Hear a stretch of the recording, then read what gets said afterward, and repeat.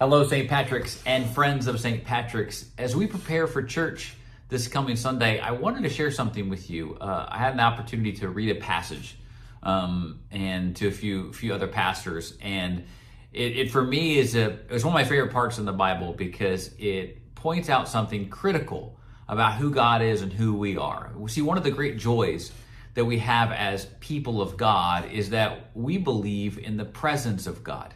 And that's, of course, a part of our culture here at St. Patrick's, presence, pace, and practice.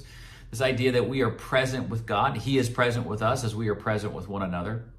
But that's a huge marker and deal in this whole idea of being God's people and being with God. You know a little bit of probably the history of the Israelites in the wilderness. Well, there's this one scene where God and Moses is having this interaction. And by the way, I mean, it was apparent to Moses and to the Israelites that God wanted to be with them. You remember the pillar of cloud by day and the pillar of fire by night.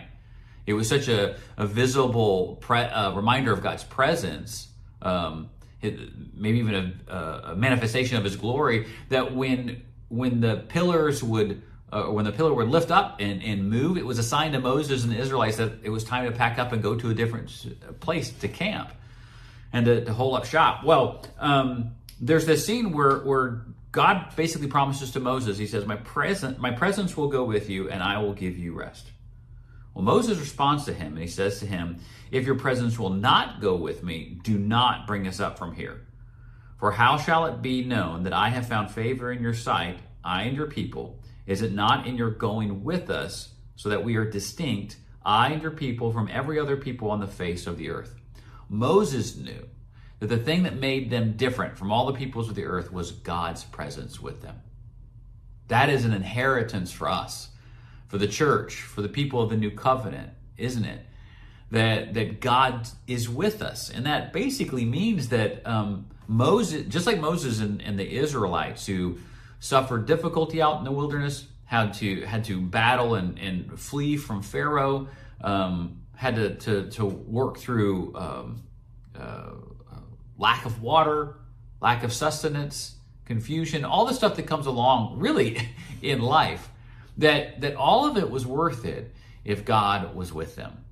And isn't that true about the Christian life? I mean, you and I, if we know God is with us, can suffer hardship, can suffer difficulty, can even suffer broken relationship if we know that in the end, at the core, that God is present with us.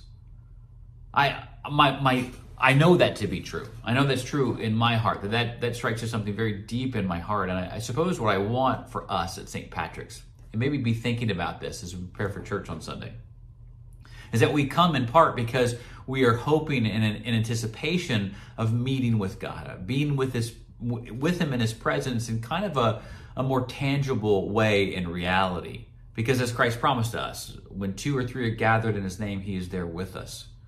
So I love this passage, and it's a reminder to me, and I put it to you, that really if you're going through a difficult time or you're having a dry spell in your faith, what makes us different in the presence of God, cry out to God. May we all cry out to God and ask for him to be present with us. That changes everything. And it is that marker, it is that promise, it is that inheritance we have. And what a great inheritance it is. Well, bless you guys. We have prayed with you as a church staff this week. If there are other things coming up or you have any needs, please let us know. And we do look forward to worship with you on Sunday. Hope you can be there. God bless.